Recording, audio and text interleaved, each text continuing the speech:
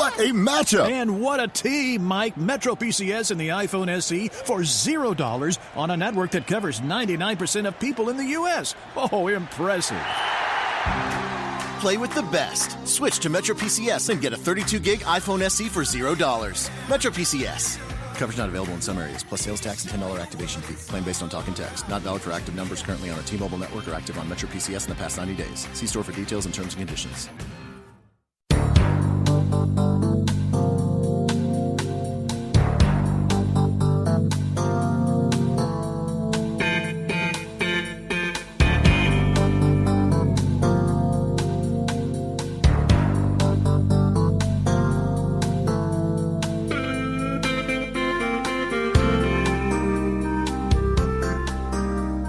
Ladies and gentlemen, welcome to Source Material. I am your host, Jesse Starcher, and this evening we'll be talking a rather classic piece of Marvel literature tonight. We are going to be discussing the Trial of Galactus, going back to oh goodness, Jesse did not look and see what year this came out. I know it had to be early 80s. I'm going to look it up, though. But before I get the answer to that, or actually while I stall to get the answer to that, let's go ahead and bring on the guests here, as always. The one, the only, the patriarch, the Mark Radulich. Are you ready to talk some Fantastic Four? I am ready to talk. Are you ready? Because I'm ready. Let's get this party started. I got notes. You got notes. Fantastic Four. I got kids. I got kids. All right, now listen. Our second guest this evening, his name is Pat Mullin, the punchy pugilist, as he's known, or totally 80s. Pat Mullin, right here on the Radulich and Broadcasting Network. Pat Mullin, you're a Fantastic Four fan, aren't you? I may be the biggest Fantastic Four fan. Boy, cannot wait to explore that as we go through. Let me ask Pat a question. Pat, which of the Fantastic Four Fox movies made you want to burn down Fox Studios? The first one or the second one? That would be all of the above. Oh, okay. You wanted to burn it down after the first one, and it didn't get any better with the second one, huh? No, there was one day I actually thought I saw Tim Story on the street, and Tim Story's the director, and I was really ready to just run up and take a swing. You son of a bitch! Pretty much. There's so much wrong with those movies. So much wrong. Which one? It was the second one of the first series there where... Do you guys remember how, like, all of a sudden holes just started appearing in the earth? Yes. I try not to, but yeah. I want you all to take a look at Silver Surfer issue number 1, all right? And if you look at that, Silver Surfer's coming out. You guys probably remember it. He's coming out in this pose. I'm pretty sure it was Kirby. The 1968 first edition? I would assume. It's got to be because I can clearly see Kirby art in this. Okay, so yeah. Okay, so he's coming out on his board, and like you could see the world in the background. But unfortunately, the way the board is drawn, it almost looks like there is a hole in the earth. And I swear that somebody put that in that movie because they thought that was something that was happening in that book just by looking at the cover. I'm just spitballing. There's a hole, all right. There's actually a lot of holes. You know where they are? They're right in the plot of that movie. Ooh, ouch. Shots fired. So we're starting on a very negative note here for the Fantastic Four, but it's going to be quite the positive discussion in regards to the Trial of Galactus, which I found out, Mark Radulich, came out in May. Well, what we're discussing here started in May of 1982. All right, so this is a trade that you got, right, Mark? Yep, but I actually collected the original issues. And Did you really? Yeah, and to this day, the actual cover of the Trial, where it's a red background with all the faces, and Reed's the only not colored person, but Reed's the only character that's colored in, and he's standing there with the chains on. I'm like, I need a poster of that to hang in my room one day. It looks amazing. Yeah, Mark got racist to everybody, and it only took 5 minutes into the show. Take a drink. Oh, we're drinking when we make racist jokes now? Because if that's going to be the story, we're all going to have alcohol poisoning by the time this is all over. Well, welcome to the Radulich and Broadcasting Network. Okay, so Yeah, we got this trade now. Are we synergizing with anything here, Mark? Is there anything coming up that? Yeah, people have said somewhat glibly that the best Fantastic Four movie ever that's ever been produced was actually the Pixar movie The Incredibles. Pixar's Incredibles 2 comes out this Friday. This is going up the Monday after it comes out. So when you're listening to this on the Rattlevision Broadcasting, because I'm used to recording on YouTube, where I kind of have to play both sides of the calendar. But in this particular case, when this goes up on the Rattlevision Broadcasting Network, The Incredibles 2 will have already debuted. Let's talk about what we're getting into here. These characters, the Fantastic Four. Pat, you're a big Fantastic Four fan. Let's hear your best description of the Fantastic Four. Well, they're the first family of Marvel Comics, almost literally and definitely figuratively. They are a literal family in terms of Reed, who is the patriarch, is married to Susan, whose brother Johnny is another team member, as is Reed's best friend, and in a lot of ways a surrogate brother to Reed in terms of their relationship, and a surrogate older brother to Johnny and how they interact. They are four people who are extraordinary in various ways, who really represent the necessary elements of what keeps people in their lives together. There's been talk of how each of them represents one of the four elements. Ben representing the earth as a rock, Sue representing the air with her invisibility and force, Johnny obviously is fire, and Reed with his malleability and form functioning is water. And throughout, 50 plus years of publishing these stories, despite the extraordinary circumstances they face constantly on a cosmic level, or a parallel universe, or subatomic level, what really makes these stories great is the relationships between the characters and how flawed they are, how real they are, how relatable they are.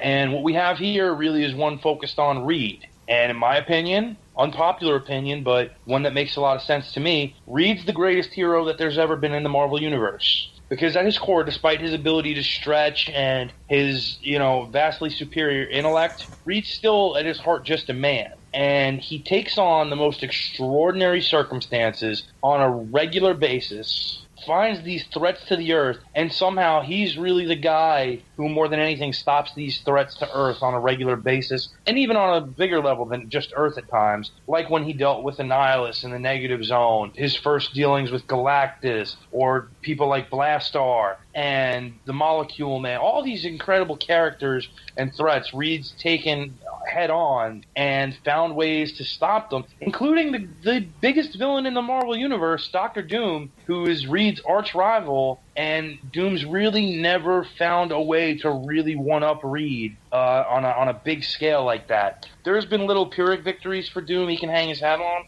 but really Reed's been the guy who's been at the center of everything, making it all happen. He's supported by his brawn, his right hand, Ben, his left hand, his conscience, his heart, Sue, and in a lot of ways the things he forgets to do, like have fun, Johnny's there to remind him how to do that. These great interpersonal relationships between these characters that have been crafted for so long give this book a lot more than your average superhero story. And in reality, the Fantastic Four has always been more of an exploration and adventure story than a straight tights, beat somebody up, throw down, slobber knocker type of comic book. That's the one, this is the book that made Stan Lee not quit comics like he was planning to. He got to do a superhero book his way. He crafted these characters from his head and Jack Kirby's pencil, and we get fundamentally what set the tone for what separated Marvel from DC. Marvel wanted flawed characters with personalities and complicated life issues and all these things, and the Fantastic Four is the book that made that happen in the first place. So we have these stories that have gone on for years and been treasured, and this is one centered around Reed, who kind of is oftentimes the most overlooked member of the team. I've told you guys offline, I really haven't read a whole lot of Fantastic Four stories. I knew the characters.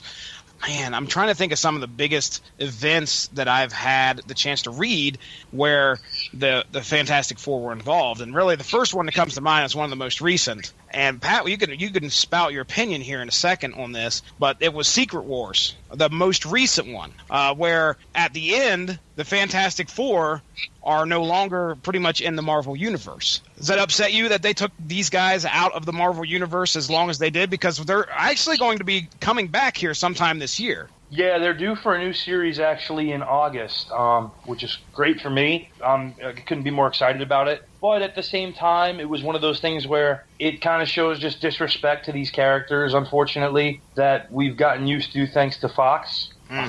Yeah. Sometimes for people to appreciate something, you have to take it away for a little while, which is something we hear all the time if you listen to the Bruce Pritchard podcast. When you take something away from somebody for a little while, all of a sudden they start clamoring to have it back. And this is probably one of those times where it's a combination of that and trying to undo the damage of the last effort at a movie. Mark, I'm going to pitch it back over to you here. We got the next big character that we've got to talk about is Galactus. What do you got to say about Galactus? Do you know much about this guy, what he does, who he is? Sure. Let our listeners know. Well, number one, I was a huge Fantastic Four fan. I remember that was probably one of the first comic books I was collecting, and I had tons of issues, and it might have actually been the Trial of Reed Richards, just kind of walking through a 7-Eleven or wherever it was I was at the time, and seeing that cover and really being drawn to it. I've always been a big fan of science fiction. While Marvel definitely deals with a lot of fantasy, there was always a degree of science fiction with some of their characters, and that was a big part of the Fantastic Four, and that's one of the things that kept me reading. There wasn't a lot of politics involved. I liked Reed Richards as the inventor and tinker, and he was always coming up with these new, inventions for the Four. I loved Thing as sort of the tortured monster character. I thought they all played off each other really, really well. So there was a lot of grist for the mill with the Fantastic Four. Now you asked me about Galactus. my favorite world eater, first of all, is Unicron, but Galactus is a close second. I always thought Galactus was a real interesting character, and it's one of the reasons why I wanted to talk about this story, because when you at first blush Galactus comes to eat your world, you think, well, this is a malevolent being, but we all got to eat. We all got to eat to live, and sure. And to the deer, human beings are evil, right? But we're just hunting to eat, and we bear no malice towards the deer. It's the deer's got to be dinner, and that's kind of how I always viewed Galactus. And that's what gets brought out in this story of the Trial of Reed Richards, or the Trial of Galactus, however you want to frame it. Is that is Galactus a malevolent being, or is he a force of nature? Over the years, they've talked about, and in the story it gets brought up Galactus's origins and everything, and it really gets drilled down that Galactus is one of the most powerful beings in the universe, but he serves a cosmic purpose. There's not much more to him than that. Mm-hmm. Pat, you know much about the Terrax the Tamer? Terrax was the herald for Galactus, I believe, post-Fire Lord, which was post-Silver Surfer. He was a guy who had conquered a small civilization on a planet. Wasn't necessarily a not tough guy before that, but Galactus was in need of a new herald, and found this guy who had conquered this little civilization and imbued upon him the power cosmic. And Terrax's main gimmick, whereas the Surfer really didn't have one per se in terms of a power set, because he got the majority of the power cosmic from Galactus. Ever since then, Galactus has always had kind of very specific avatars. So in the terms of Fire Lord, as the name doesn't give it away enough, he had fire powers. Terrax, if you look at the Latin of the name, Terra, he has the power to manipulate the earth of the planet, the ground, the rocks, that type of stuff. Going further than that, you had Airbender, who, controls air and wind and such. So you had, that's his deal, that's his gimmick. And except for Terrax, became more power hungry, it's because of that nature. Like if you look at the Surfer before he became a Herald of Galactus, Norrin Radd was a pretty good-hearted guy, and somehow the power cosmic tends to imbue a little bit more of your personality in addition to amping up what you can do. So it magnified more of the good in the Surfer. It magnified more of the hungry nastiness in Terrax. Yeah, that's going to be a pivotal part here in this series. That's why we bring him up here, because you're going to hear his name come up quite a bit throughout the synopsis. Now, I want to go ahead and take the lead on this one just because I think I have the wiki in front of me. But I want to talk about one more character who really isn't as big of a player in all this, but it's somebody that I didn't know, may be a name that a whole lot of our audience may never have heard. But there's a character in here by the name of Frankie Ray, who is, at this time, Johnny Storm's girlfriend, I believe. As these events unfold, what we find out is Frankie Ray ends up becoming a Herald herself. So if anybody out there is aware of the Herald by the name of Nova, we're going to be talking about her in her previous form, which I don't even know if she had a name, a superhero name, as she was flying around with Johnny Storm. I'm on the wiki here. I was going to say that her aliases was Francis Hyatt and Human Torch. So apparently she was known as like the second Human Torch at that time. I have no idea. But and that's from MarvelWikia.com. So, all right, well, let's go ahead, and I want to tell you guys, ladies and gentlemen, this story covers a total of 9 issues. 9 issues. The first set we're going to talk about is 242, 243, and 244 of Fantastic Four. And then the second set is 257 through 262 of Fantastic Four. So that's what we're going to be discussing tonight. Before we get into it, you guys have any other burning desires before I jump into a synopsis, Mark Radulich? No, man, let's do it. All right, Pat Mullin. Let's rock. All right, here we go.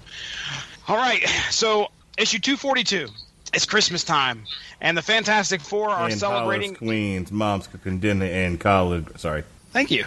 There's one other person that we may have failed to have mentioned is that Reed and Sue have a son right now by the name of Franklin. I don't know if we brought him up when we was talking about the Fantastic Four, but yes, he doesn't really play much of a part in here. He definitely will later on in the Fantastic Four issues and Power Pack, the Marvel Universe as a whole. But Power Pack. right now we're kind of in the beginning stages of learning who Franklin Richards is. So Christmas time at the Baxter Building here. They're celebrating, and Franklin and Reed and Sue are decorating the tree. So they're just celebrating the Christmas season. That is until Terrax the Tamer, Herald of Galactus, comes to town. Yeah, he does. And he scuffles with the Fantastic Four and envelops the whole island of Manhattan in a bubble with his power cosmic, slowly transporting it into space. His gambit: force the Fantastic Four to destroy a weakened Galactus, or Manhattan will be torn asunder. So that's issue 242. 243. Faced with this tough choice, the Fantastic Four must make a decision. Although we understand they are not alone in potentially facing Galactus, as other heroes were taking along with the city into space. Iron Man, Captain America, Thor. We see Spider-Man and Daredevil, which they're kind of just like on the sidelines. Doctor Strange, I think, shows up. Wasp is in there. Now, Reed does not wish to confront Galactus, but Terrax, of course, is pushing him to do something, or Manhattan will be destroyed. Realizing Terrax's treachery, Galactus undoes everything that Terrax has put into place. Also, siphoning the power cosmic from him, leaving Terrax to fall to his apparent demise. Galactus, still weakened, realizes that he must feed and plans to devour Earth. As Reed tries to reason with him, Iron Man, Wasp, Captain America, Thor, and even Doctor Strange attack Galactus to try and stop his plan. The combined forces, with one last blow, landed on Galactus from a launched into the air thing. Galactus falls. Shortly after, Reed discovers that Galactus is pretty much dying and understands that they have to save Galactus. 244. Piecing together some crazy machinery and using Thor's hammer as an energy source, our heroes heal Galactus to a waking state. Now Reed makes a bold move and gives him the coordinates, Galactus, the coordinates of a few life-sustaining planets that are uninhabited. But because Galactus is weakened, he does not have the power to make it there. Enter Frankie Ray. Now, we kind of already discussed a little bit about what she done, or who she was. She makes the choice to become the Herald. This isn't something that, Galactus is like, I choose you. No, he's like, he's looking for somebody. On this? I didn't mean to. That was totally unintentional. But he doesn't, pick her out of a crowd. She offers herself and her power to become his herald. And he says, okay, so be it. And much to the chagrin of Johnny Storm, she becomes the Herald Nova. Poor Johnny, because let's just take a minute here and understand what the kid's going through in the lead up to this. So, for those who don't know, the greatest love affair that Marvel ever wrote was between Johnny Storm and an Inhuman named Crystal and Macquillan. That's right. Well, Johnny and Crystal, for the better part of 20 years, had this beautiful romance with all these twists and turns. They really were a Romeo and Juliet of the Marvel Universe. Then this thing happens where this real jerk who nobody likes and is a horrible character, and he's a dirty, stinking mutie, and his name is Quicksilver. The muties. Yeah, he gets involved. She finds this, amnesiac, beat-up Quicksilver, nurses him back to hell, and thinks she falls in love with him, leaves Johnny for Quicksilver, which didn't make any sense at the time. Quicksilver, of course, becomes a domestic abuser, so just to really show you where her head's at. Yeah. Mm-hmm. So Johnny's had his heart broken, stomped out, he feels terrible. And then he meets this chick, Frankie, who's just bananas looking, fantastic, all this good stuff. Hey, I'm back, I'm Johnny, I'm me again. I can, laugh and do all these things, and I've met this terrific girl. And now she's willfully agreeing to just leave him to be Galactus' herald. Yeah, it was strange because when you first kind of see her after the news of Galactus breaking, she's just kind of like, Galactus? And then she thinks one word.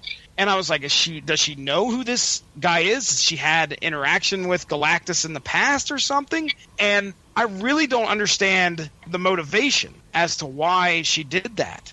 Is there something I'm missing, Pat, that you're aware of? See that? No. This basically this was a long-term plot to just kind of introduce a new herald to Galactus and his world. The problem is they never decipher a clear reason as to why this is done the way it is. And because of that, it's a little bit short-sighted in the writing. You would think maybe this is going to lead to some bigger build down the line, and it doesn't.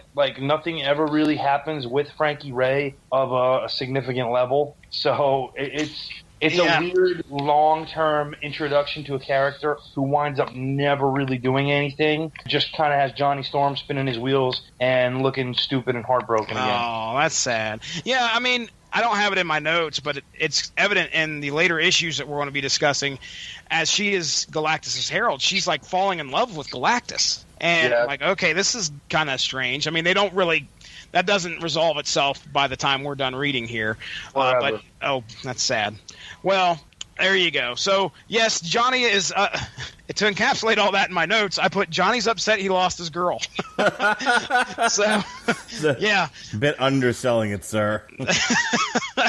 Now, also what's interesting is Galactus, who, has, I'm sure, encountered plenty of adversaries going from world to world and eating them, now looks upon Reed Richards and says, you may be actually one person I could possibly call a friend. And then he promptly beams himself out of there, and Galactus goes on his way. So that's really where we end that 3-issue arc. Mark, I mean, what do you think of these 3 issues? What do you got to say? Take over. Again, I want to dig into, I think, the real highlight of this thing and what ends up spawning the whole trial of Reed Richards. They had Galactus beat. They, when viewed from the view of the ants, essentially, there's this there's this cosmic being out there that serves no other purpose but to bring destruction and sadness to people. Just destroys their worlds, their homes, murders people by the millions, etc. And they had him beat. Earth's mightiest heroes had him on his back, and he was shrinking. they could have rid the universe of this character, and save themselves a giant cosmic threat. And Reed's like, no, that's a bad idea. Mm-hmm. This is going to be a bit of a leap, but it kind of reminds me of Star Trek IV. You're going to have to explain, sir. Have you ever seen? Yeah, it's also not a good movie. Oh, shut up! It's going on my list of top 10 movies that have affected me. By the way, just for that. Be ready to comment, Pat. Just be ready. It affected me too, but I don't think you want to hear why it affected me. The whole thing, I mean, granted, and I know part of why Pat's britches are in a bunch over it is it really was like a screaming letter at the world about conservationism, and oh no, I don't even hate the Save the Whales thing. It's just okay. Star Trek essentially work on the narrative of odd number bad, even number good, and that's really just it follows that narrative completely. Star Trek 4 is fantastic. In any case, it's right up there with Superman 3, another one that's going on my list. Anywho. Have you ever seen it, Jesse? Which one? 4? Star Trek 4? Yes. Yeah, okay. Absolutely. All right, so the link here for me, and the whole reason I brought this up and went on this tangent, is there's a line in Star Trek 4 about, hunting whales into extinction and not realizing that, eons later, how useful whales would be in stemming off, the destruction of the planet. When the probe went looking for the dolphins and the whales rather, and there's no whales to be had, they sealed their doom. And so they have one chance to make it right. And that's kind of what Reed is saying here, is that Galactus serves this greater purpose. And and it's one thing if Galactus just dies of, old age or whatever. But to murder him or to just let him die, this may come back to bite us. It's better to let him live and do his thing, suffer what consequences that may, because we may be stemming off even greater consequences here. It's a very big picture, sort of universal frame of mind that Reed is going with. He's like, because essentially everybody else sees it from the point of view of self-preservation. Kill Galactus, save yourself. And Reed's arguing, no, let Galactus live and you may die, but the universe will go on. And I love that. I love that philosophy. I love the ability. I'm surrounded by single-minded, selfish people on an ongoing basis. I love at least a fictional character who's written to the point where he can see the greater good, and he's the only one that can see it. I mean, he convinces people along the way eventually, but everyone kind of at first is like, who? Almost like, save Hitler? Why? Yeah. But let's think about that for a second. It's like if you had a time, it's the old cliche, the old trope. If you had a time travel device, what would you do with it? Would you go back and kill baby Hitler? Do you ever think about what would happen if there had been no Hitler? If here, I'm waiting for like Jed to somehow magically appear. The world would be better, that sort of thing. You never know what would have happened to the world had Hitler not been. And I think people have made that argument before about what kind of state the world would have been in had there been no Hitler, rise of Germany, World War II, etc., etc. What kind of world would we be living in now? At a really wild house party during spring break 2004, I got super white girl wasted, right? And so, I don't know how I had this dream or whatever. It was really crazy. But basically, I was having a dream that I was watching a black and white documentary film about Dr. Mengele and how he loved to operate on twins. Okay. So the other thing I really liked about this first part is Wait a second. We aren't going to dive deep into the psyche of Pat Mullin here. Not even going to try. Ask for an explanation. Nope. First off, I want to know how it ties into things. What? He's talking about Adolf. Oh, okay. All right. Yeah, I knew where that was coming from. I just don't want to pursue it any further. Honestly, there's really not a reason. I don't have anything more than that. That's how. Just wanted to get that off your chest. Okay. It was the appropriate time to bring that up. Okay. Thank you for sharing. Come back next week. The other character I really liked in this first part is the character who would become Nova. It's a very, I brought up the whole, on the Metal Hammer of Doom, the whole Me Too movement and the sort of... Thank you, Lordy. The sort of second coming of feminism that's happening in the world right now. And even back then, here you have a character who gets zero credit because no one knows who the hell this character is. But is this not the most feminist character ever? She rejects her man. She rejects her relationship to go out into the universe and explore the cosmos. Who's like, there's an opportunity here for me to work for this other entity, and she has no moral qualms about selecting planets with millions of lives on. And she's like, yeah, it's part of the gig. But for me, it gives me the opportunity to see things I'll never see on living on Earth. And and all Johnny can think of is, but my penis. And she was like, I don't. My penis is being neglected. John Byrne. Not his penis, it's his heart. Damn it. It's his penis. John, if it's all in the subtext, Pat. Johnny Storm, the Human Torch, has the biggest set of blue balls you're ever going to see in comic books. The man just had a 20-year relationship broken up in front of him by a guy who beats the girl he loved. He's not. How is Galactus a wife beater? Come on. I'm not talking about him. I'm talking about Quicksilver. Oh, okay. That's fine. And Quicksilver's not only just a wife beater; he's in love with his own sister, freaky deaky Dutch. Yeah, well, Quicksilver's a horrible human being. Horrible mutant. Just the worst. He's honestly just the worst. When he dies in Age of Ultron, spoilers, I literally jumped up in the theater and was cheering. And people didn't understand why I was so happy that he died. And I was like, read a damn comic book. Quicksilver is the shits. In any case, the point of all of this is that I love the idea of Nova sort of rejecting the relationship and everything about being a human being to go off and have this adventure. I thought it was great. I was like, yeah, go. Meh? What? Well, I don't... Man... I really don't know about the whole feminism argument. I mean, at least... Do you not see it? I don't feel it. It's hard to see it behind her apron in the kitchen. Ooh, kitchen winch. We gotta get to that issue. But no, I mean, I understand where you're coming from, Mark. I mean, you laid out some points there. To me, Frankie making that decision just felt completely off to me. I mean, really, out of the blue, nowhere, hey, guess what? I'm leaving. I've heard of this guy Galactus. Bring it on. I'm like, dude, I mean, Johnny sits there and watches this happen within a split second. Like, there's no explanation as to why she chooses to do this, which...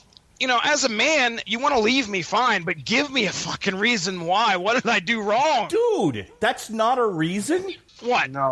Galactus is going to give you more power than you'll ever have in your entire life. More power than any human being on Earth. You're going to be able to fly through space. Hang on. You're going to be... Now, I'm mad, okay? You're going to be able to fly through space, okay? Have power unknown to any other human being on Earth. And, like, the other option is fuck the guy that turns into a bonfire.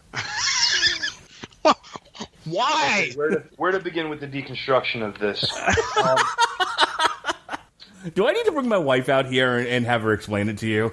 She's probably sleeping. You really want to convince your wife there's a better option out there? You afford to take that gamble. No, she knows there's no better option here on Earth than moi, than the patriarch of the Rattlegion Broadcasting Network. However, if I would offer her cosmic option, she'd take it. I know she would. That's no woman wouldn't. Okay, look, here's your choices in this world right now. Stay on Earth, have weirdo guys send you dick pics, and this is 1982, Mark. There's no such thing as a dick pic. It was implied. You look at the gravity of the decision she has to make there. Again, live a mortal life or be immortal and see the universe. I don't know how you don't see that. How you don't see her choice being a valid one. Okay. Where did the choice come in? Is the thing that she imposed this choice upon herself. She volunteered. Randomly is like, hey, I'll be a herald. Yeah, I have no idea what being a herald means, but I'll do it. I don't understand the motivation. Other than the fact, I mean, she must have hated her position of where she was at in order to go and do that. That's the only thing I can think of. She was just like, you know what? We're back to Mark's women. All women are in bondage and slavery and whatever argument.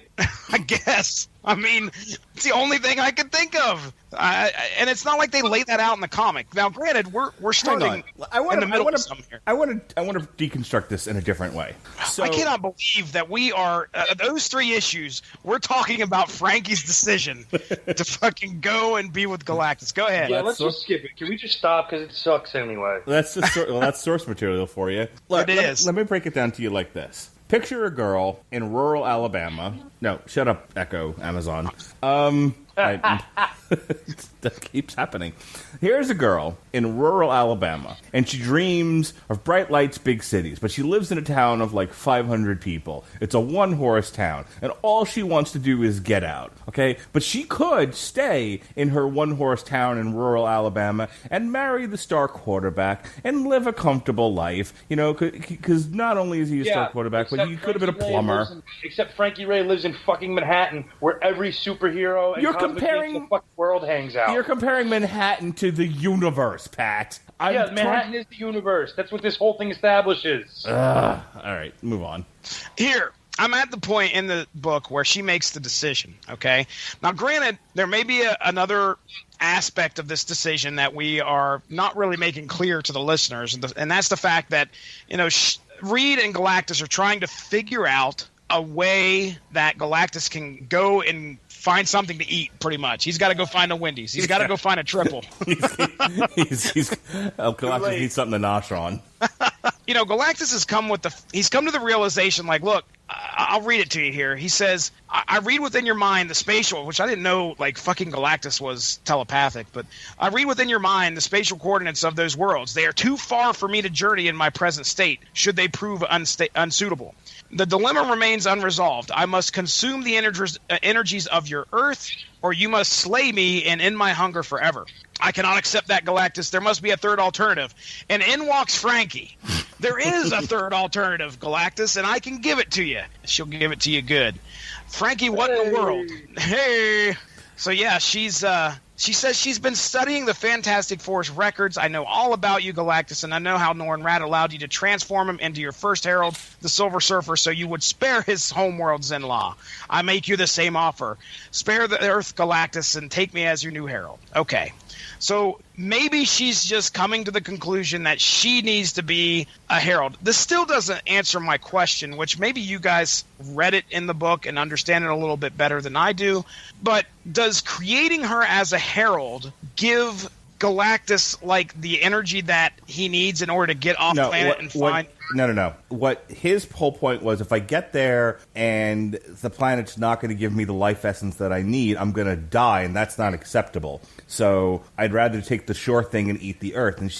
But by creating a herald that can get there faster, she can get to the nearest planet, that she can get there, figure out that, hey, it's A-okay, and then he'll come, and he won't have wasted the energy and then end up dead. Okay. All right. So I was struggling with understanding the purpose of her becoming the herald in order to try and find him food. Essentially, instead of Galactus wandering around to see if there's a diner that's open, and then he sends an Uber food or whatever the hell it's called. Well, no, he just kind of. Do you like your regular creamy or al dente? Essentially, Galactus hangs out at the house, and he sends out the herald, and the herald looks for the 24-hour diner and says, "Okay, there's one over on 60. Come this way. Don't wander. Just come directly here." He's like, "I have just enough energy for that." And so he gets there and he orders his fries with mozzarella cheese and gravy, and he orders his coffee, and he's good to go for a little while. Extra cheese, extra onion, motherfucker. That's right. Oh, wow. All right. Pat, I'm going to jump into the next 6 issues unless you have something you'd like to say about these first 3. God, no. Can we just move on to the fucking Ray? I didn't know anything about her until we read this book and had this podcast. And now you know way too much. I didn't know any, and now you know why you didn't, because she's a worthless, horrible character that we really can do well without. Poor Johnny Storm. Frankie, no. Are you out of your mind? Do you have any idea what you're saying? Yeah. Fuck off, Johnny. That's right. Get out of here, blue balls, with the blue balls torch. All right. So, all right, here we go. We are going to get into 257 through 262, all right? All right, so issue 257, Galactus is dying and he struggles about his hunger. All right, so this takes place, remember, folks, this isn't immediately after. There's quite a span. How many issues? 44 to 57, so that's, what are we talking, 13 issues there? So that's a year's worth of time. Jesse, I'm so proud you did that math without a problem. I had to. So I was on the spot, though. It took me a little bit longer. Galactus, not like a dog spot, not a liver spot. No, not just any spot. On the spot. 257. Galactus is dying, and he struggles about his hunger. Death shows up here, ladies. I think this is the only... I thought Death was going to have a lot more interaction with Galactus here, but Death shows up and convinces him it is necessary that he feed. And he gives in. Led by his Herald Nova, Frankie Ray, he finds a planet, but not just any planet. It turns out this planet is the Skrull throne world, and Galactus summarily devours it. I just want to kind of toss this out here because they mention this in the issue, and we can touch on that later if you want. But Franklin somehow was in the hospital. Franklin Richards, the young boy, was hurt throughout some kind of a battle prior to this, I believe. His parents, Reed and Sue, look a lot more worse for wear than usual. They've been at Franklin's bedside in the hospital. But we also find out that Sue is expecting. That's right. I think this is... Now, correct me if I'm wrong here, Pat, but she's pregnant with Valeria, who ends up dying, doesn't she? Sort of. Okay. All right. We'll leave it at that, because I'm sure there's a long explanation. I bet you Dr. Doom's involved, and we're not going to get into that right now. Yeah. Visiting the Avengers Mansion during this time, visiting the Avengers Mansion, Reed is abducted, and that's kind of where we leave 257. Like, just out of the blue, Scarlet Witch turns around, and there's a big-ass hole in the wall, and Reed's gone. We don't know what the hell's going on. So 258, we have what they call the interlude. This is called interlude. So we're talking Dr. Doom here, ladies and gentlemen.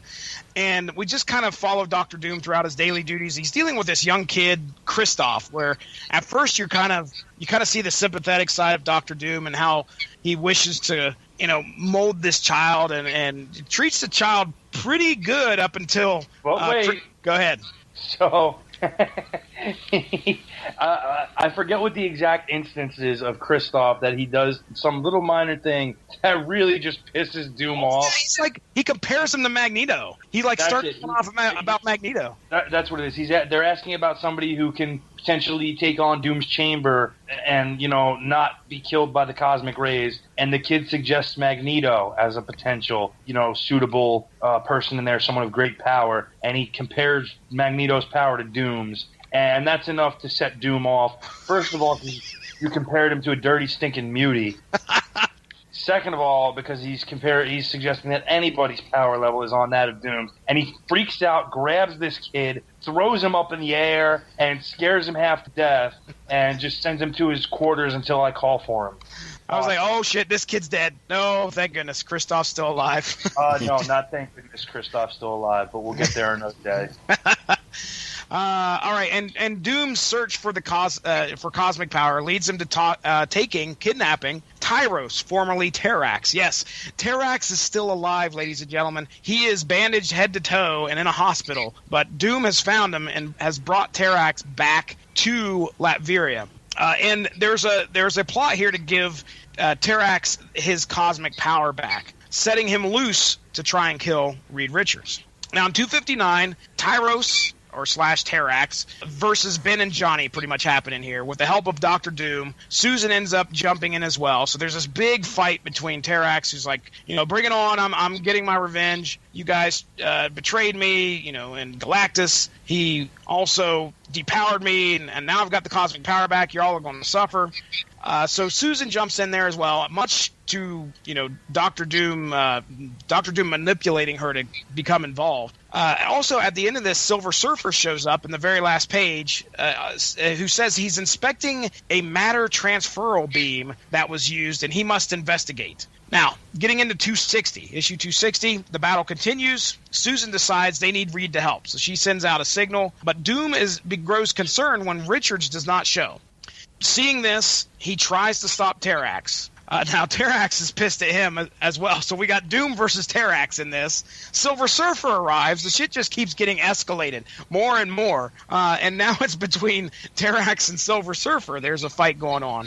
Terrax ends up losing the battle and his life thanks to some treachery of Dr. Doom. Back, I think it was an issue or two ago, where we find out that he imbued Terrax with the cosmic power. However, the experiment he knew was not fully developed, where this cosmic power was going to just pretty much eviscerate Terrax like within a certain amount of time. Well, that time reached. It's Apex, and sure enough, Terrax falls. I don't know. I mean, I think it dissolves into a puddle of nothing practically. And Dr. Doom is also thought to be dead as well, as he was at the center of this battle between Silver Surfer and Terrax. But of course, we know better. And also, by the end of this issue, guess what? Sue can't find Reed. She's looking for him. Where has Reed Richards gone? 261. Sue still can't find Reed. Talking to the Silver Surfer, they find out that he is no longer on the Earth. Our trio take a ship to find the Watcher on the moon. The Watcher brings them to a ship in a league of ships, only to find Reed has been taken captive and is about to be executed for the crime of saving Galactus. So yes, if you're following me there, the Fantastic Four, what was left of them, went and found the Watcher. The Watcher's like, yeah, I know where he's at. Transports him, and boom, they're right there at the trial. Now, the Watcher kind of steps in here. I guess that was probably another character we probably should have talked about. Can I turn it over to you, Pat, real quick, just to kind of give us an idea of who the Watcher is? Sure. So this specific Watcher is Uatu, and he's the one that generally presides over Earth and its inhabitants as a race of Watchers. He's the designate for that section of the universe. The Watchers are basically the custodians of history. They observe and record everything, are sworn not to interfere. However, Uatu at some point missed that memo because over the course of his existence, he's constantly interfered on behalf of Earth's heroes.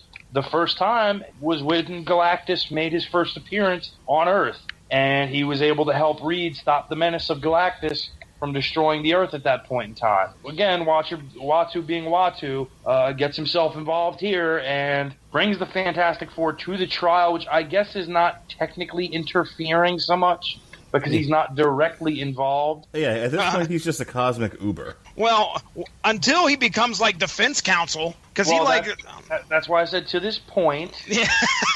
Yeah. He steps in to make the council reconsider their position. So he's voicing his opinion, and it's almost like he decides, okay, I need to do something here. He actually sends, I think it's this issue, or maybe it's next issue, but he sends Johnny Storm off to go find somebody. You don't know who that is. You know, Uatu's trying to make a case as to why Reed Richards should not be found guilty. But at the end of the issue, one voice stands tall among them, calling for Reed's death, and that is Lilandra Majestrix of the Shi'ar. Oh, bitch. So we're getting to the climax here, the final issue 262 of Fantastic Four. And it starts out rather strange. I wasn't expecting the beginning of this issue. I'll tell you that right now. Where the Watcher decides to go and grab John Byrne, the writer and the artist of this whole series. So he goes and grabs John Byrne and brings him to the trial as well so he could document it for his real meta stuff going on here.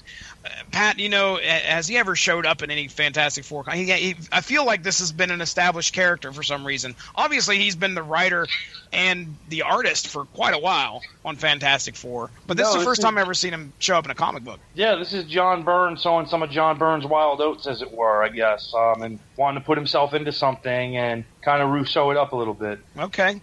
All right, so the trial begins. Swerve, bro.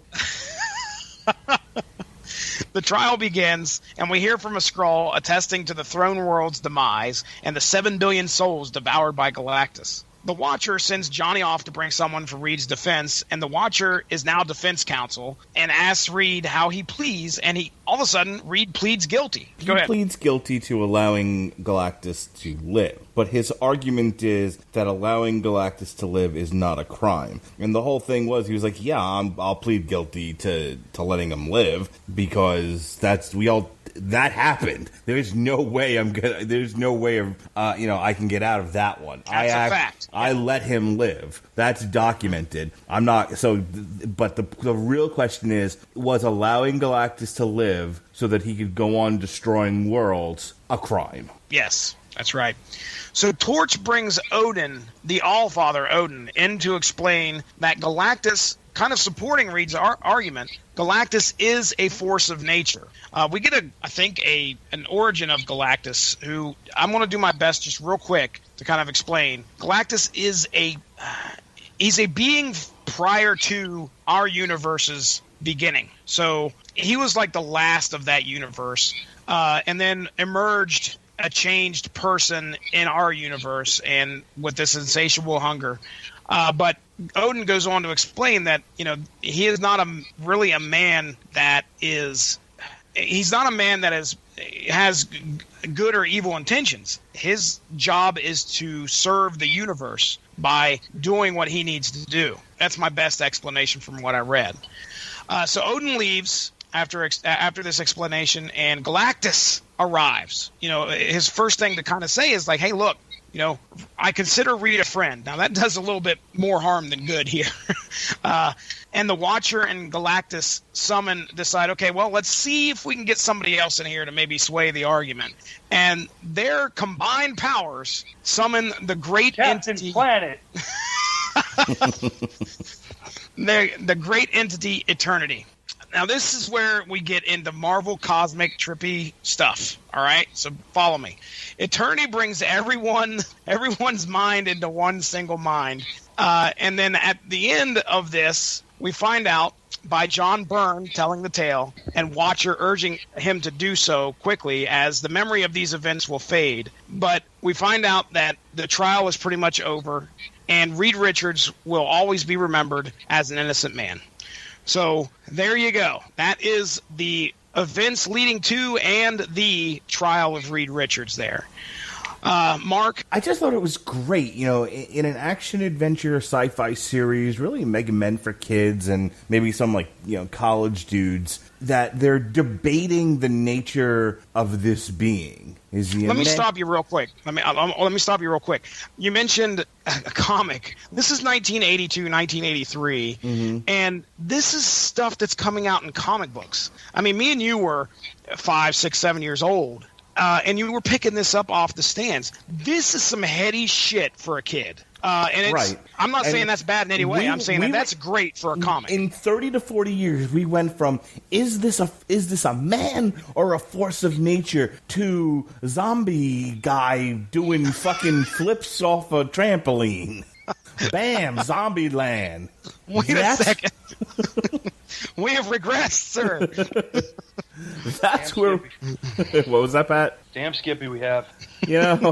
It's like you as a kid, again, in 1982. That's where we are. Yeah, I'm 1983. Yeah, okay. I'm between 6 and 7 years old between 82 and 83, and I walk into a 7-Eleven and I can buy this comic, and I'm taken to this courtroom across the universe, and we're debating whether or not that a guy who eats planets. Is he evil, or is he just doing a thing? Is he as natural as a hurricane or a tornado? Neither of which are inherently evil, but cause massive destruction. What do you do about it? I mean, we live in a world where we're trying to stop hurricanes if we can. I think we'll settle for just getting the people out of the way if we have enough time to do so. Right? What do you do if it's a sentient being that's coming to eat your planet? What do you do about that? And is it just one of those you just roll over and let it happen? Do you try to stop him? And again, 30 to 40 years later, if I hand something that the 5 or 6 or 7-year-old could pick up at a store is going to be Teen Titans Go or some horse shit. It's going to be Beast Boy farting on a snare drum. Yeah. This, it kind of raises up some sad emotions in me when I used to get, not picked on, but, people give you hell for reading a comic. Well, that's for kids, man.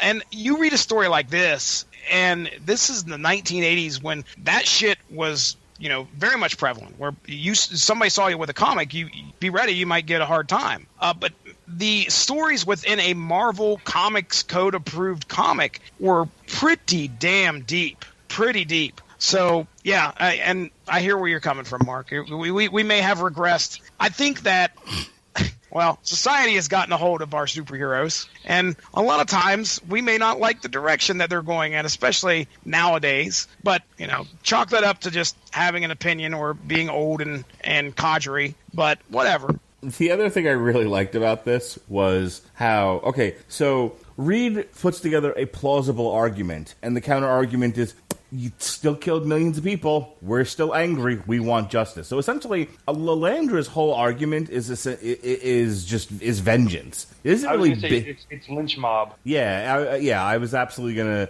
use a similar phrase. It's mob mentality. Hang this guy because he hurt us. He allowed Galactus to destroy our homeworld, and we want our pound of flesh. That's her whole argument. Okay. And Reed is like the stand-in because they can't put Galactus on trial, even though he's the one responsible for everything. Right. It's They're almost like, no, an wait a admission second. that Reed's right, isn't it? Like, well, we can't really put Galactus on trial because he is what he is, but you allowed him to live, so it's really your fault. Well, I think more. It's not really so much that he's a force of nature that they won't put him on trial, so much as they don't want to give him the open invite to be at the World, just in case he gets the munchies all of a sudden. Yeah. Just saying. You're guilty. Great, I'm hungry. I'm guilty. Don't make shit to Guess me. What? I also haven't had a bite in a couple hours, and you smell pretty good.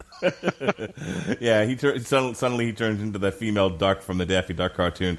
I'm guilty of being crazy about you, darling, and takes a big bite out of him. Anyway. And once again, Jess has no idea what I'm talking about. I know that's a cartoon reference. I'm trying to place it in my head, but there we go. Moving on. Anywho, what I was getting to, because it's my usual cynical self. You have Reed who lays out a perfectly logical argument, and they're just like, no pound of flesh. All right, here's Odin to tell you that he really is just a force of nature. No pound of flesh. Well, he is eternity. Yeah, they don't take fucking Odin, the Allfather of fucking Asgard. Well, it's like, it's just like, I have a witness that says you're a fucker. Well, we have scientists and we have people with DNA evidence. Yeah, but bullshit. Old Jay's innocent. All right, sure.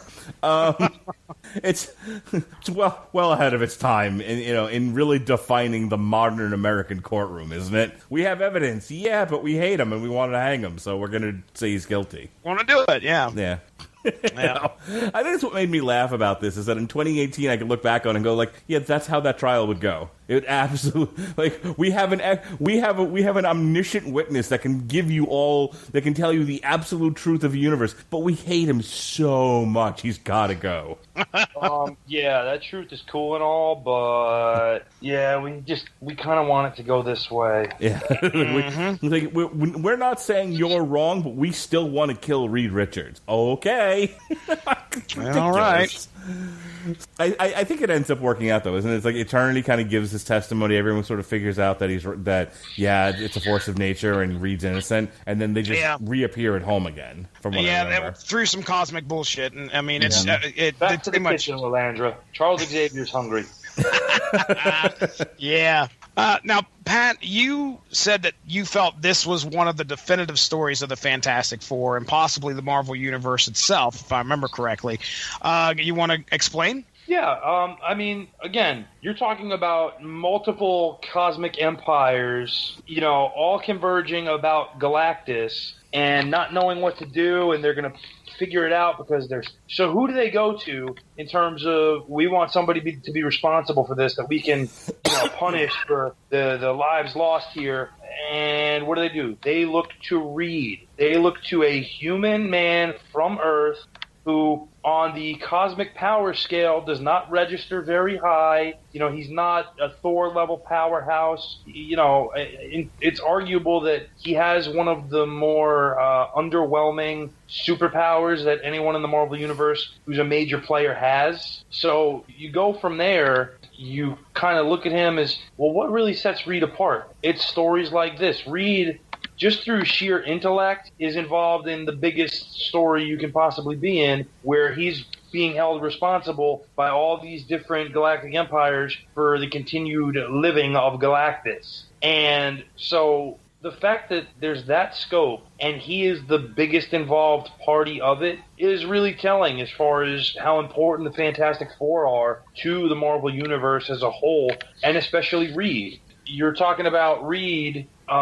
being held responsible by these people for these billions of deaths because he allowed Galactus to live. He saved his life. You talk about Reed, who, in many ways, because of his singular focus on certain tasks, can almost be considered autistic, which is not uncommon of geniuses. A lot of geniuses are considered autistic because they have such a tunnel vision when it comes to a certain thing. It's a weird way to phrase it, but that's how it's been called, and this is no exception to that. Reed's singular focus is involved in what this was, and at a certain point he does find himself somewhat culpable because, yeah, he allowed Galactus to live, but he's not the one who destroyed these billions of things, and lays out this incredible argument really without hesitation about how Galactus is in fact a force of nature. Allowing him to die would have been upsetting the balance of the entire friggin' universe. I'm real sorry that these people died, but this is the way it has to be. And on top of that, you get somebody the scale of Odin to come in as the first witness for the defense. And confirm everything that he just said, pretty much. I mean, Odin comes in as like, oh yeah, let me tell you the story about Galactus. And it's well known that Odin's not really fond of Midgard, as he calls it on his homeworld, but he still steps in for Reed's defense. And Reed has eternity, the living embodiment of everything, come in to basically bail him out. So if you want to talk about how important Reed Richards is, and by extension the Four as a whole, look no further than that singular panel when Eternity is brought in as a witness to the defense. That's insane.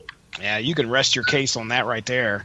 I mean, that's big time. What other times has Eternity showed up other than in like some very, very large scale Marvel events? I can remember we talked about Eternity, I think, in the Infinity Gauntlet, one of the biggest Marvel events out there. And for some reason, I'm sure there's a lot more cosmic stories that I'm probably unaware of where Eternity's been used as a character. But that's about as tall as you can get. I don't think there's anything above Eternity when it comes to the grand scale of cosmic. Only one. There's only one that stands above Eternity, and that is the quote-unquote one who sits above all. Yes, I've heard of that term. And you don't see that. That's such a meta-fucking term, too, right? I mean, has that actually been a person that showed up at all, or an entity? Okay, well, there's still, like, an interpretation of what exactly the one above all is really supposed to be. Yep. Most people point to it being the Judeo-Christian God of the Bible and the Torah, and some will point to it as, well, we never got that confirmed, which is, true. And then there's other interpretations of God in the Marvel Universe, one of whom is Jack Kirby, that the Fantastic Four actually get to meet at one point. Which is it's really cool, honestly, if you love comics, if nothing else. That was just seeing that was really awesome. I'm not going to say it was some groundbreaking stuff. It was just really awesome to see Jack Kirby represented that way. Yeah, for sure.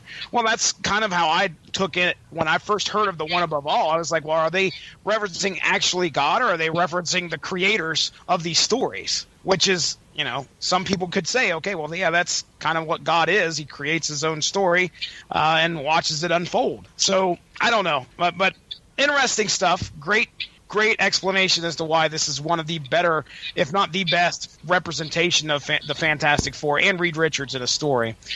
Mark, you mentioned that this is a story that puts Marvel ahead of DC in a lot of aspects. Did you want to kind of go into that a little bit? Well, at the end of the day, the universe was still the same. That was nice. That's true. Not for long. This may... well, we still have decades to go before they wreck the universe, but... this was a pretty straightforward story. Galactus came to Earth. They shooed him away again. He ate the Skrull homeworld, and by the way, the Skrulls are bad people. Let's just put that out there too. Yeah. They are pretty Nobody shitty. likes the Skrulls. They ate the Skrull homeworld, and all these alien beings said, not for nothing, whether you love or hate the Skrulls, any one of us could be next. Maybe Galactus should go. They go get Reed Richards, and they blame him for it, and they put him on trial, and he wins, and he goes home. And that's the end of the story. When you break it down to, like, its brass tacks. Pretty straightforward. I feel like when we read a lot of the DC stuff, it's all over the place. Like, I read through Infinite Crisis. Jesus. During the hurricane last year in Tampa, and by the end of it, I was like, I don't know what the hell I just read. Is this the one where? Because you read mishmash crap. Is this the one where Superboy punches a universe, or he punches a hole in the time stream continuum? Yes. Okay. All right. Yeah, it's been a while since I read that. I remember enjoying that a little bit, but I remember being confused as well, where I think I had to pick up a compendium or some shit. That's saying something when you got to have one of those on hand. Yeah. But go ahead. So that's my point. Like, not to say that every Marvel story, I mean, certainly, we'll go back to the Iron Fist story that we read last year. Not everyone's a winner, but I feel like Marvel seems to handle the grand scale a lot simpler. Even, I know Pat hated it, but even the latest Secret Wars, that made some degree of sense. The universes were all collapsing. They all became a big fruit salad, and fruity it was. And so you had these sort of individualized stories, and then but the main story was essentially Doctor Doom became God, and they had to ungod him and set the universe right again. Okay. And who had to be the one to do it?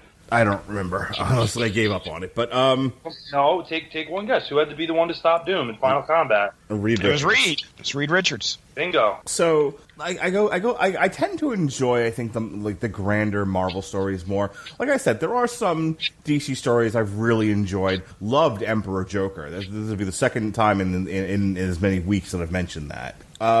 But when it comes to these sort of greater philosophical, grander stories, I think especially this era of Marvel really had a handle on it much better than DC ever did.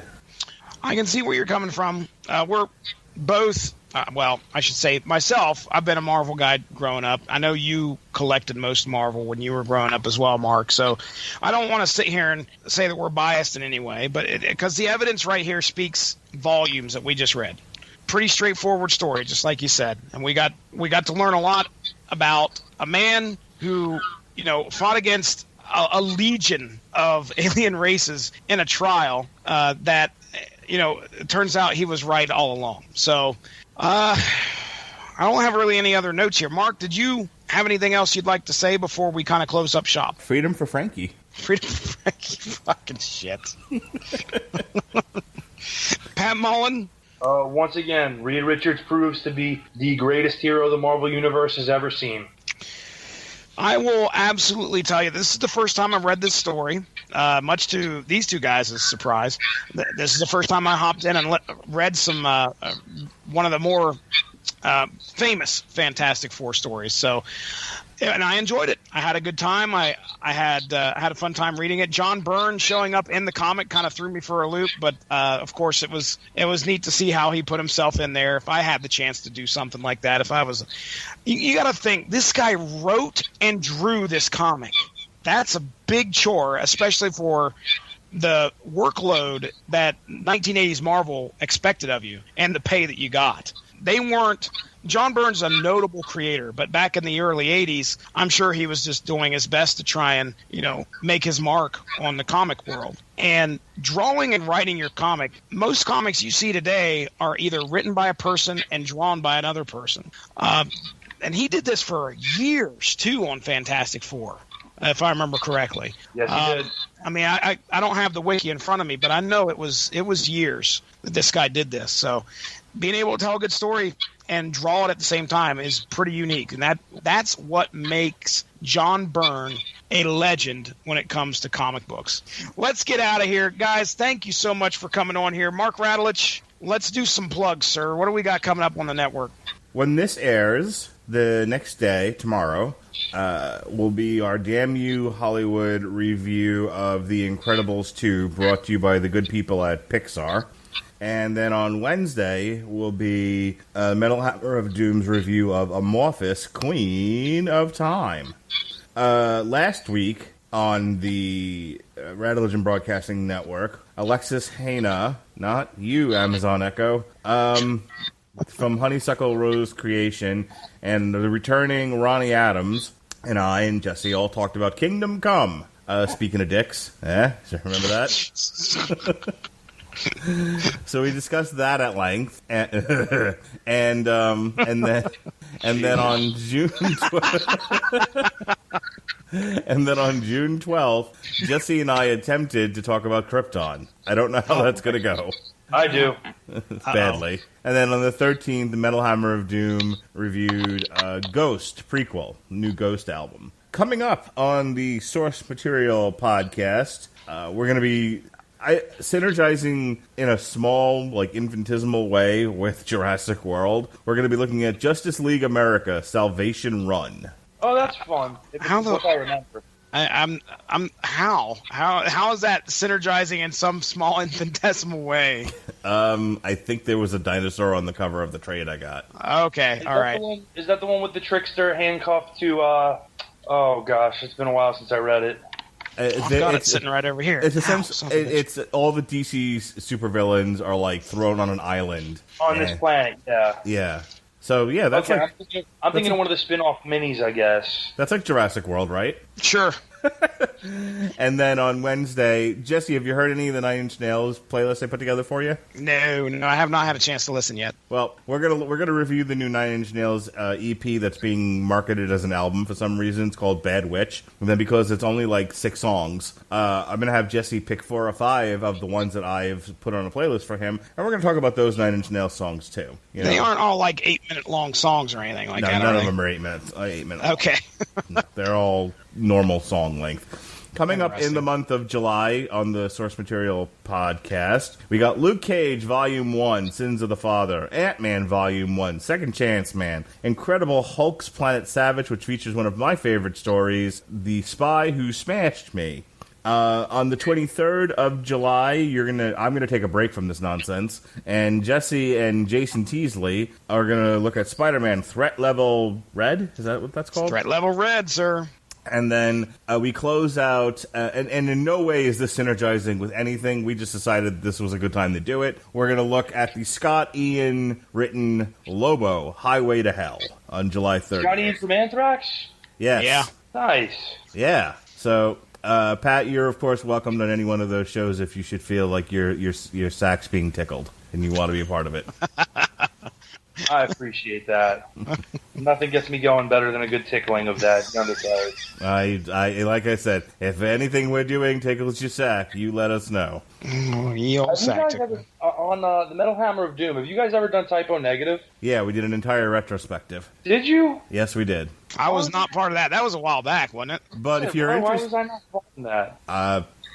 I actually knew Steel. Oh, really? Maybe we'll go back and revisit that. But if you're interested, Dee Snider has a solo album coming out that we're going to review. Well, of course I'm interested. Come on now. Okay. Okay, August 1st. Be available for Dee Snider for The Love of Metal, which comes out July 27th. I already love the name of it. Yeah, I knew you would, buddy. All right, so that's all the news that's fit to print here on the Source Material podcast. Pat, I'm going to throw it to you. Go ahead and plug your show. I hear your people put a video out for some strange reason. Crazy as it may seem, because there have been so many people who've doubted it, myself included. It looks as though the casual heroes are coming back. Yeah, dig it. Gavin and Chris put out a video this week confirming that, yes, Casual Heroes will be recording again very, very soon. Chris has a new studio set up specifically for us to record in, looking for amazing things out of it.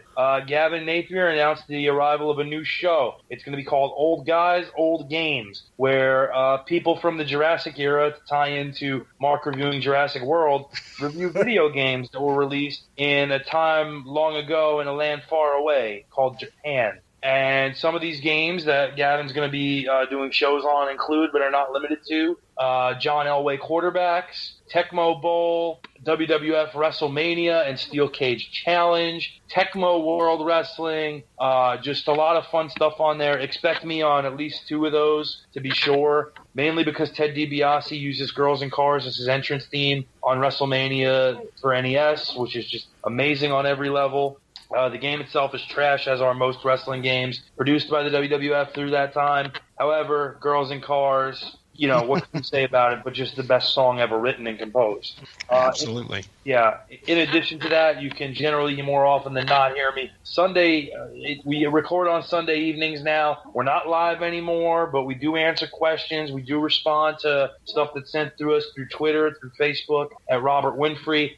You can hear me on the 411 Ground and Pound radio show. Myself, Robert Winfrey, Jeff Harris, your normal cast of characters on there for sure. Definitely a cast of characters, I'll give you that much. We talk all goings on in the world of MMA, not just the UFC, but we talk some Bellator. We talk news breaks in terms of the ever ongoing legal saga involved in certain aspects of MMA, which has been more prevalent lately than ever. So you can go ahead and give us a listen there through 411 Mania, through iTunes, through Stitcher, and a lot of fun stuff coming up. You know, we used to do a show on the Rattleton Broadcasting Network some time ago called Everyone Loves a Bad Guy that Robert did just such a tremendous job hosting. And I've gone back and listened to some of the old episodes. I really missed that show. What do you think we can do? How do we bribe Robert into... No kidding. I've always enjoyed his Go ahead. I was gonna say I've always enjoyed that show, and I hated for the fact that he decided to put that on hiatus. I think if we get this groundswell of support that we're hearing from all of us right now, I think we might be able to twist his arm into doing it maybe at least once a month just to get something back, because I really feel like that was a great show and Robert did a great job. He did. Agreed. He did an excellent job. I mean, he did a couple of one-man shows that got huge listens on the old network, and I would love for him to do it again. He lost interest in doing it. I don't want to get into any of his personal stuff, and I don't know a lot of the details for it, even if I wanted to. But there came a point where he didn't feel like doing it anymore, essentially. Yeah, well, he was getting hit very hard at one point in time with a lot of coverage assignments and things of that nature. And when we were recording, we were basically had a gun to our heads. We had to record live because of the limitations of Blog Talk that we were working through at the time. We don't miss that. No, we do not. But yeah, let me, and I'll say this now on this show, and it's for anyone that's ever wondered about this. This is pretty much an open platform, and provided you don't get me arrested by the federal government, it's kind of hands off, no rules. You want to do something, do it. Bring us some content. This is kind of a hippie environment here. I don't tell people what to do, except for Jesse. I kind of took over his show, but but I have a great time doing it. That's all that matters. That's right. But no, Jesse and I work really well, kind of hand in hand. In keeping the network going. And it's as far as people like wanting to come on here and do stuff, whether it's on a show that's already happening, TV party, Damn You Hollywood, whatever. I'm open to almost anything. And if people just want to do their own shows without me, but they want an outlet for something that they have going on, I'm okay with that too. I've lent out my network to plenty of other people, and I'm perfectly fine with it. Again, just don't get me arrested by the federal government or by the state government, for that matter. That's kind of my only ask. So yeah, pal, don't do that around here. Yeah, exactly. So if nothing else, the Rattleton Broadcasting Network is here for people who want to take a chance and have something to say. Amen, amen. Well, ladies and gentlemen, you can go give the Rattleton Broadcasting Network a like over on Facebook to stay up on top of all the great podcasts that we have to offer. Plenty of stuff out there for you, just like we've kind of covered already. We talk MMA, we talk comics, we talk movies, we talk TV. Every once in a while, we throw up a wrestling show. So most likely there's something in the archive that you can find on our home at Spreaker.com. You'll probably be able to find a lot of comic book content. We're at over or close to 170 episodes now for source material. So if there is a book that you have read or would like to know what happened in that book, more than likely, what happened when... I need to start listening to some wrestling podcasts. I have this strange feeling that that's where a lot of these references come from. Am I right, Pat, or is this something different? Goddamn! That's what I fucking thought. Oh, fuck this cold. Seriously, get us out of here. You sound like you're dying, Jesse. I'm getting there. Ladies and gentlemen, thank you very much for joining us. This has been Source Materials coverage of the Trial of Galactus. That's Mark Radulich. That is Pat Mullin. My name's Jesse Starcher. We are out of here. Have a good one. Bye-bye.